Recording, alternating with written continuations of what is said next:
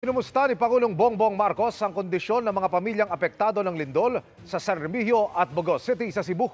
Nagsimula na rin ang pag-aabot ng tulong ng Department of Social Welfare and Development at Department of Human Settlements and Urban Development. Nakatutok si Fe Marie Dumabok ng GMA Regional TV.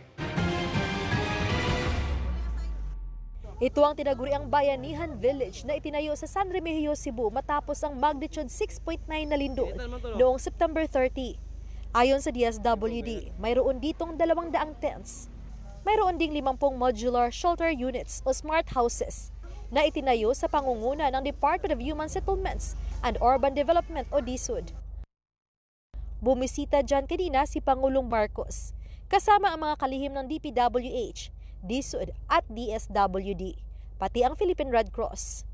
250 pamilyang naapektuhan ng lindol ang nanatili roon sa ngayon. Sa loob ng mga tent at modular house, may mga kama at iba pang gamit. Sabi ng DSWD, mayroong child at women-friendly spaces para sa pag-aaral, paglalaro at pahingahan ng mga bata at kababaihan. Ang commitment po ng DSUD is only the house. Pero sa loob ng bahay po, may kuryente, may outlet din pwede mag-charge. No?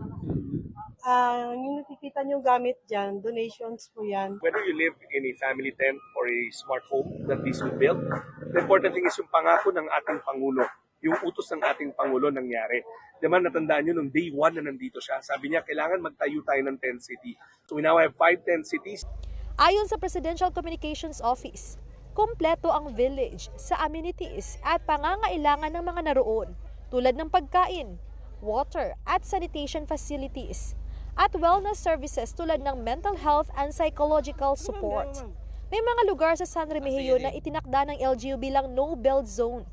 Under no-build zone, ito mga balay bitaw na mga sinkholes, na mga natukay cracks tungod sa biya yuta, natukay mga cracks, agi sila mga balay.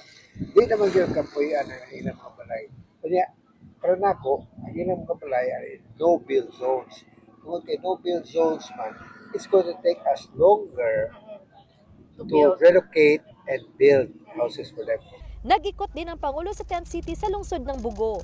Maayos, lahat ng tao na naging biktima ay meron ng sinisilungan, meron silang kinakain, meron silang kinukuhanan ng tubig, meron silang ginagamit na toilet facilities na maayos, at lahat pa ng kung ano pa ang pangangailangan going forward. Ayon sa Pangulo, nagsimula ng namigay ng cash assistance sa DSWD at ng construction materials ang DSUD sa mga pamilyang naepektuhan ng lindol sa San Remigio at Bogos City. Bumisita rin si Pangulong Marcos sa Cebu Provincial Hospital sa Bugo. Para sa GMA Regional TV at GMA Integrated News, Fe Marie Dumabok, nakatutok 24 oras.